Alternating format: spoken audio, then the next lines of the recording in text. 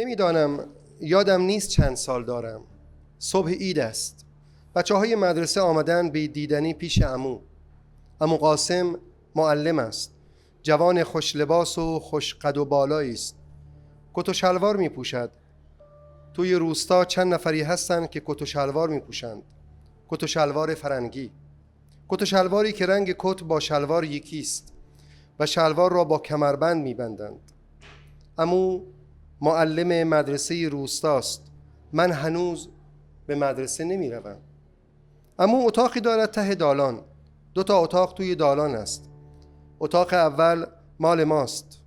اتاق کاظم. اسم پدرم کاظم است و من هنوز ندیدمش. یعنی یادم نمی آید که تا آن زمان پدرم را دیده باشم. پدرم ژاندارم است و گاهی نامه می دهد. فکر می کنم از سیستان و بلوچستان. توی اتاق پدر و مادرم که همیشه خدا درش بسته است، اسباب و اساس مادر و پدر است. بیشتر اساس مادرم. جهیزه مادرت اونجاست. وقتی بزرگ شدی به تو میرسه. از لای در اتاق که سرک میکشم، در نور گردی که از سقف روی اسباب و اساس افتاده، رخت و خواب میبینم و کاسه و دیگ مسی و سماور بزرگ ورشویی که زیر نور برق میزند. هر وقت جایی میخواهند روزه بخوانند یا عروسی و عزاست، میآیند و سماور مادرم را بر میدارند. صبح عید بود و بچه‌های مدرسه می آمدند پیش عمو به عید دیدنی. اتاق عمو ته دالان بود. یک درش توی دالان باز می شد و در دیگرش به سوی باغ کوچکی که پشت ساختمان بود. همه جور میوه داشت: انگور، انجیر، هلو، شلیل، سیب و درخت گردوی بزرگ که گردوهای پوست کاغذی داشت. درخت غروبها پر از کلاغ می شد. کلاغها توی درخت عروسی و عزا می گرفتند. دعوا می کردند. جمع می شدند. آسمان بالای درخت و شاخه های گردو سیاه می شد. از بس کلاغ بود.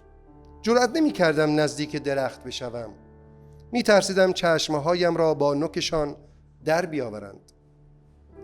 عمو آن اتاق را برای این گرفته بود که بتواند بدون برخورد با مریضه های ننه بابا و مهمانهای آق بابا، یعنی مادر بزرگ و پدر بزرگ، از آنجا رفت و آمد کند. توی اتاقش تفنگ بود، کتاب بود، شیشه ها و بطری های فلزی عطر. عاشق عطر بود و کتاب و تفنگ. شبها تک و تنها با صدای بلند شعرهای کتابها رو می‌خواند، حتی به آواز. یواشکی میرفتم سراغش. لای در را باز میکردم. میتوپید بهم که چی میخوای؟ برو پی کارت، برو بازی کن. حق داشت. چون هر وقت میرفتم توی اتاقش همه چیز را به هم میریختم. کتابهایش را ورق میزدم، خصوصا کتابهایی که عکس داشت، مثل 40 توتی، 4 درویش، امیر ارسلان نامدار، شاهنامه. صبح عید عمو می نشست بالای اتاق. کت و شلوار نو و خوشگل می پوشید. موهای بلند و صافش را شانه می کرد. روغن می زد. صورتش رو می تراشید.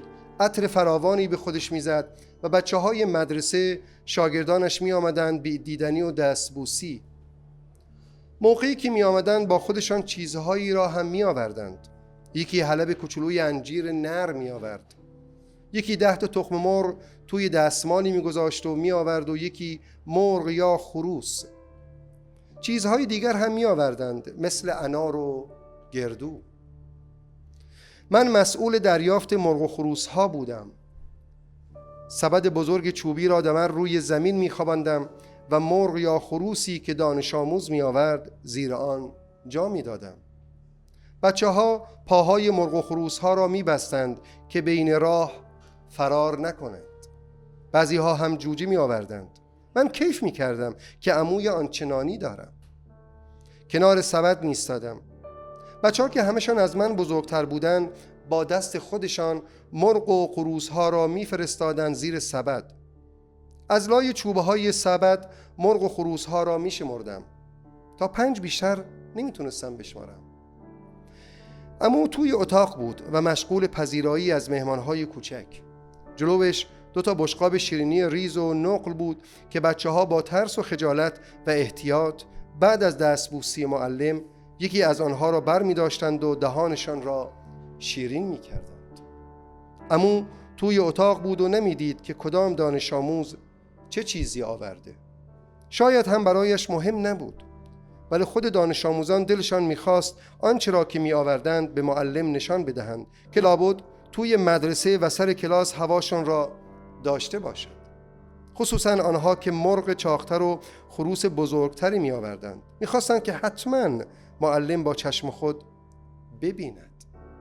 این بود که قبل از رفتن به اتاق و نشستن سر بشقاب شیرینی، مرغ و خروس‌ها و سایر هدایای خود را می‌بردند که آقا ببیند و بعد بیاورند و تحویل ننه بابا و من بدهند. راستش از این کارشون خیلی دلخور بودم، برای اینکه کار مرا سخت می‌کردند. میبایست دنبالشان بروم و با مرغ و خروس و انجیر و تخم مرغ و انار و سایر هدایا برگردم و تحویل بگیرم. حالا چرا میبایست دنبالشان تا در اتاق عمو بروم خودم هم نمیدانستم. شاید به خاطر این بود که یک بار خروسی از دست یکشون فرار کرد و رفت روی دیوار و انداخت گردن من. بله، خروس فرار کرد و من و ننه بابا و دانش آموزان دنبالش دویدیم تا گرفتیمش. آق بابا آن سال عید خانه نبود. اگر هم بود من بیاد ندارم. شاید رفته بود کرمان پیش عمو اسدالله که نظامی بود و مرخصی نداشت و نمیتوانست به سیرچ بیاید. مرغ و خروس هایی که زیر سبد بود میشمردم. 5 تا بود و 3 تا از مرغ ها و خروس ها جوجه بودند. یکیشان خیلی ناراحت بود. از لای چوبه های سبد نگاه کردم، دیدم رفته است و گوشه قوز کرده و با دیگران حرف نمیزند. لاغر بود و پر و بالش خوب در نیامده بود، یا هم ریخته بود. انگار زود از مادر جداش کرده بودند و قصه میخورد. دم در توی دالان پر از کفش بچه بود، همه جور کفشی، بعضی ها نو و براق و بعضی ها کهنه و پاره و کثیف. از اتاق عمو صدا می اومد: سال نو مبارک آقا، عیدتون مبارک، عید شما هم مبارک، خوش اومدین. دلم میخواد عمو یکی از مرغ و خروس ها را بده به من و مال خودم باشه.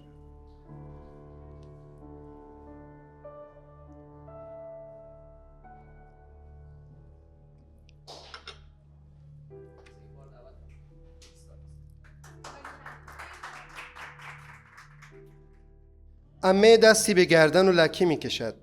چشمهایش پر از اشک می شود. حرفی نمی زند. دلم برای عمه می سوزد. همیشه با شوهرش دعوا دارند. همسایه هایش می گویند عمه هر روز دور حیاط می دود، جیغ می کشد و به شوهرش فحش می دهد. او هم می گیرد و می زندش. هر وقت عمه را می بینم یک جایش کبود است. ننه بابا می گوید نیومد؟ با هم قرین؟ می آید خبرش. ننه بابا زیر زبان عمه را می کشد. کفتر کف دست عمه را نگاه کرده بود و گفته بود به به چه روزگاری، همه زنهای آبادی بهت حسادت می کنند، دکان شوهرت رونق می گیرد، باغ همسایتان را می خرند، پهلو درد و سردردت کم کم خوب می شود، بچه هات بزرگ می شوند و کسی می شوند. عمه خوشحال و ذوق زده یک نلبگی نرمه قند و یک پر چای به کفتر خانم کولی داده که یهو سر و کله شوهر عمه پیدا شده بود. کفتر به اشاره عمه پریده بود توی طویله که قایم شود. گاو شاخش زده بود و انداخته بود بیرون. مم صادق افتاده بود به جان عمه که چرا لولی و لوگرد و مرغ دوز را توی خانه راه دادی؟ کفتر التماس کرده بود که قند و چای را میدهد و عمه را نزند. خودش هم چند تا تیپا و مشت خورده بود. قند و چای توی کاغذ پیچیده را گذاشته بود رو شاخه درخت و در رفته بود. روی گردن و بغل گوش عمه سیاه و کبود شده بود و باد کرده بود. ننه بابا گفت الهی دستش بشکنه شب عیدی. عمه آهی کشید و آرام گفت خدا نکند میافتد روی دستم شب عیدی.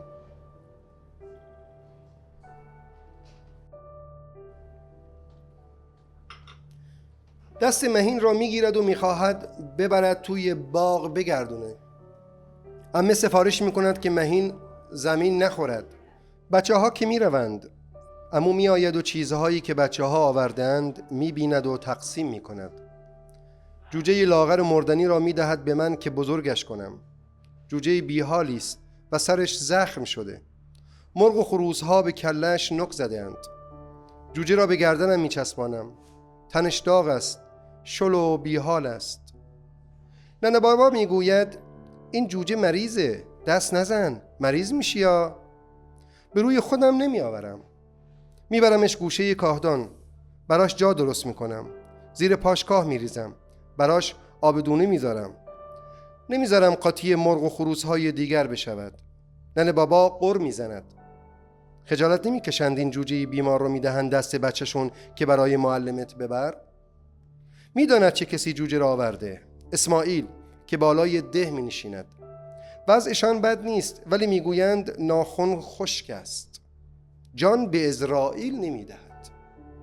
عمو میگوید اسب پیشکشی رو که دندانش رو نمیشمارند. میخواهد از در بزند بیرون که ننه بابا میگوید کجا میری؟ خواهرت به شوهرش ممصادق دارن میآید. سرش را میاندازد پایین و میرود. ننه بابا قر میزند.